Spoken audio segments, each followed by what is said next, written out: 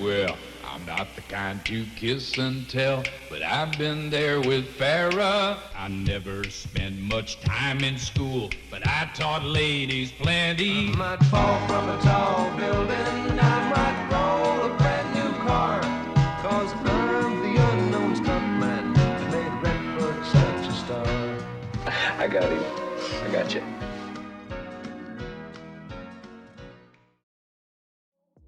The Fall Guy was a TV show airing in the 80s that would follow Colt Sever, who was a Hollywood stuntman by day and a bounty hunter by night that drove a big-ass truck and kicked big-ass ass. The Fall Guy would have over 100 episodes, but only the first 2 seasons would get a DVD release, and still, to this day, you can only find the first 2 seasons on Amazon. The wiki for the show has more information about the truck than it does the plot. This, paired with the limited release of the show, made me really confused to see the movie coming out with Ryan Gosling playing Colt Sever. This wouldn't be the first time they tried rebooting the series, with DreamWorks planning on making a film based on the series in the early 2010s starring Dwayne "The Rock" Johnson as Colt. I don't even know what to say about that. Even though The Fall Guy was a TV show, each episode was 60 minutes instead of the standard 20. This would make each episode feel like its own mini-movie, and even though it was a TV budget stretched to a movie length, it was still high-quality television through its writing and character chemistry. It also has the feeling of years gone by, with it taking place in 80s Hollywood. The theme song is also a certified hood classic that'll get stuck in your head after you hear it. 'Cause I'm the unknown stuntman that makes Eastwood look so fine.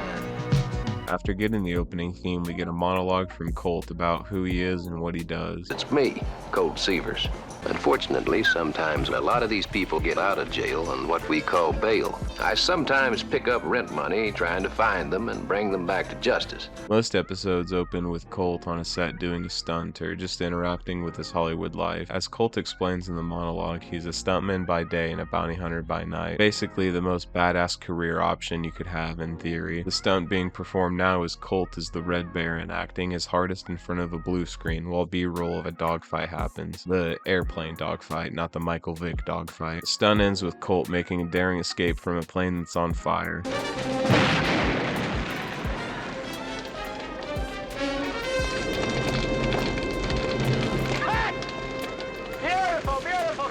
This is when Big Jackie, the person who hands out the bounty hunting assignments, talks to Colt and company. The case is over Emmett Jackson, who is an arson out on bond who skipped court, and is also the poster boy for Planned Parenthood, according to Colt. Sweet.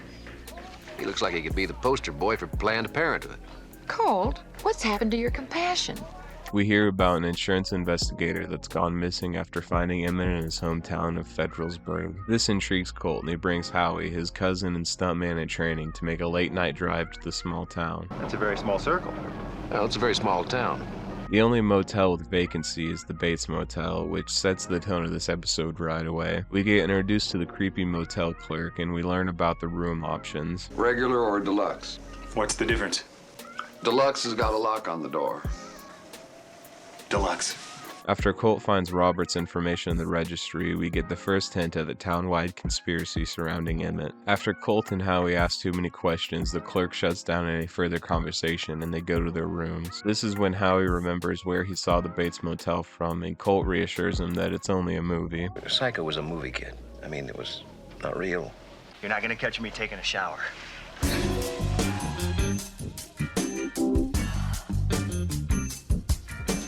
Right after this, we get the first suspenseful horror scene of the episode when the clerk breaks into the room and goes through Colt and Howie's wallet to find out who they are. They wake up as the clerk makes his escape, and we see the Daisy Dukes and Mickey Mouse shirt Colt sleeps in.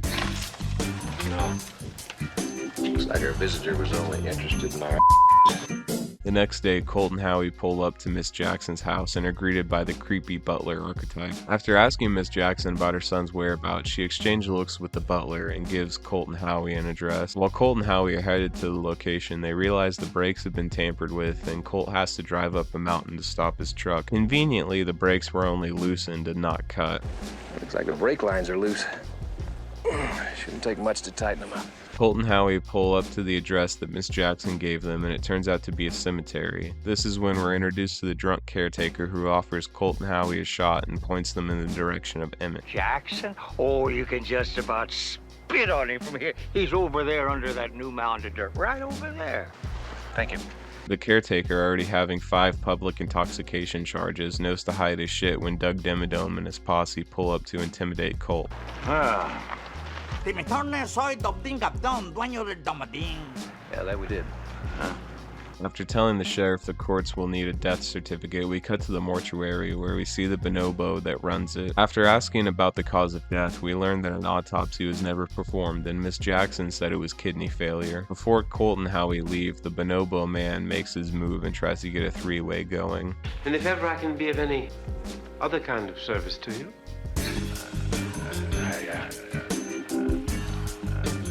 I don't think so. Not right now, anyway. This doesn't work, and Colt leaves to grab some food with Howie. This is when we're introduced to Sally, who has an accent. Well, you couldn't be in Federalsburg for pleasure. You must be business. She tells Colt and Howie about Emmett's past and the connections the Jackson family has through their refinery. While Colt is enjoying his morning beer, we hear ghost stories about the Jacksons. Some people think that Mrs. Jackson used to help Emmett set some of those fires. After Colt and Howie leave the diner and head back for LA, they meet a woman who's having the same problem they were. Using his cat-like reflexes and his GMC, Colt and Howie manage to bring the car to a stop. This is when we learn that Robin is the daughter of the insurance investigator and she just came from the Jackson house. Colt and company go back to the diner where Sally is acting less than sociable. Sally, something wrong? Look, I gotta live in this town. The sheriff presses Colt again and he lays it out in plain English that the Jacksons run this town. The good of the town or the good of Mrs. Jackson? Well, now, if you were as smart as you think you are, you'd have figured that out by now. They're one and the same. Colt and company are leaving the diner again, and this time they're being followed by a van that throws a Molotov cocktail into the bed of Colt's truck. Colt, being a man's man, he doesn't want his truck to blow up, so he crashes into a conveniently placed body of water. This means that Colt and company are stuck in town for at least 2 more days. Well, I tell you, if that was meant to get us out of town today, they made a big mistake. Why? Because you're mad? No, it's gonna take 2 days to fix my truck. We cut to Colt and Howie, who are digging up Emmett's grave to see what's inside. Maybe you better not look. You're right, I don't think I want to see this. I meant Robin.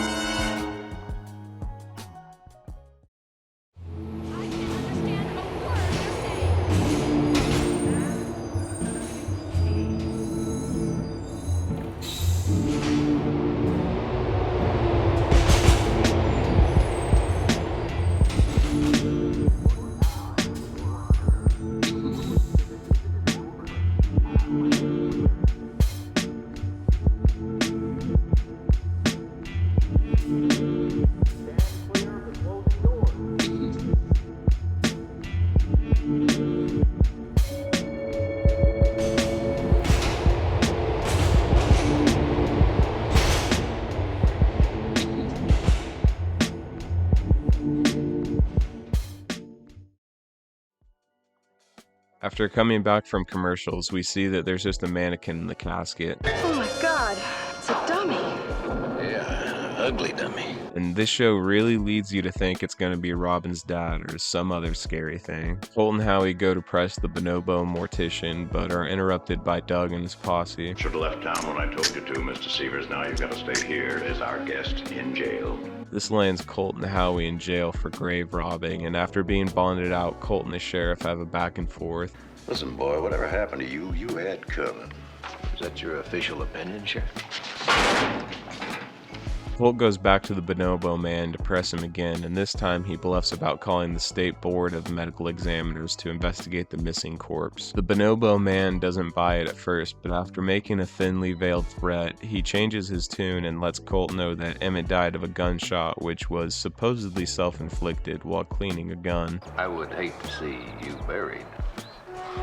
Wait, if I tell you what happened, you have to promise to help me with the board.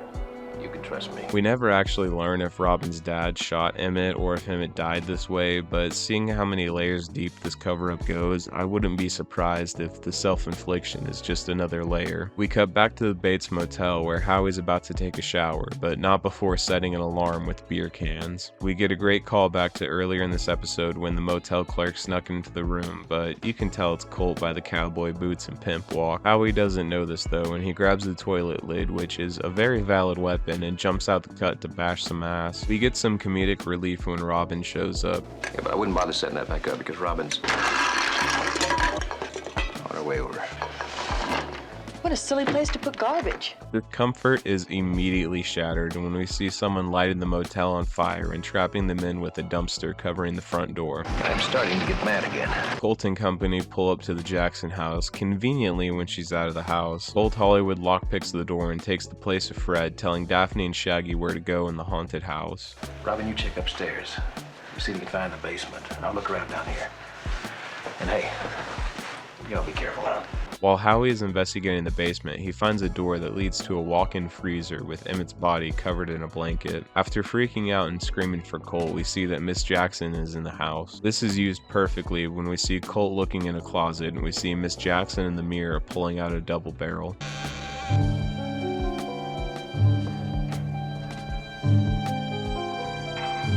Colt and Howie either don't know they just got shot at or are too distracted when Robin screams. We learn that Robin screamed after finding her father chained to a bed in what looks like Emmett's childhood room. This leads to a chase where Colt and Howie track Miss Jackson down to a refinery.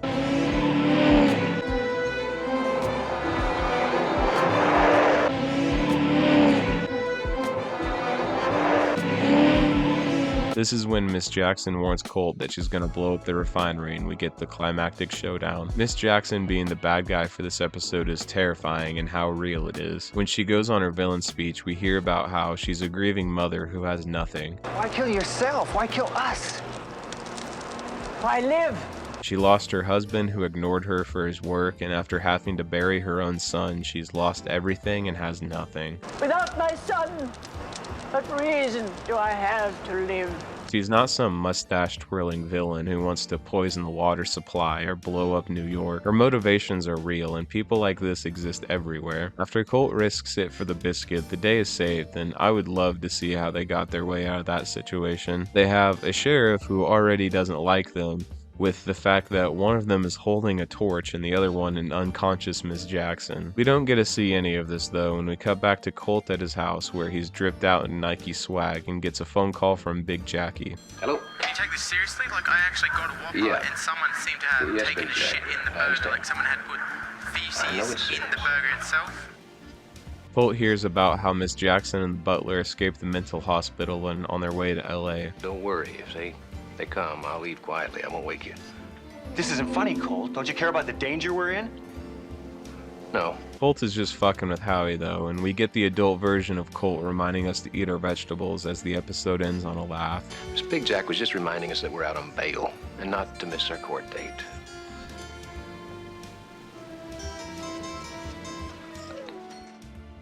If you haven't seen my Batman the Animated Series video, you should click up on the corner and watch it after this video. In the beginning of that video, I talked about the DVDs I had as a child and my early career outlooks. The Fall Guy had a big part of that, and for so long it only existed as a nugget in the back of my brain, but after seeing that Hollywood was doing another reboot, I was caught off guard. The connections in it are so loose that I had to go to the comments to make sure it was actually a remake. The truck is kinda there, and the Hollywood stuntman who solves mysteries is there, but what I think is going to happen is that people are going to see it and not even realize it's a reboot of this 80s classic. That could be due to the fact that only 2 seasons were released on DVD, and most of the fans of this show are currently going through their midlife crisis, me included. So you have Amazon Prime, the first 2 seasons are on there, and this episode is in season 1 and it's called The Human Torch. If you can find a legitimate DVD set of the entire series, let me know. The closest I've found is a fan DVD using archive footage of television broadcasts. The only official release that I know of is the 2007 season 1, which is what I have, and season 2, which was only released in Germany and the UK. This show was good TV then, and it's still good TV today, able to raise the stakes and keep you interested through the mystery and character chemistry. If you have any interest in the show or the movie coming out, I highly recommend checking out the show on Amazon Prime. I have a few videos that I'm working on right now, including part 5 of my Death Note series and a video going over Batman vs. Dracula, so make sure to subscribe so you can see those when they drop. And until next time,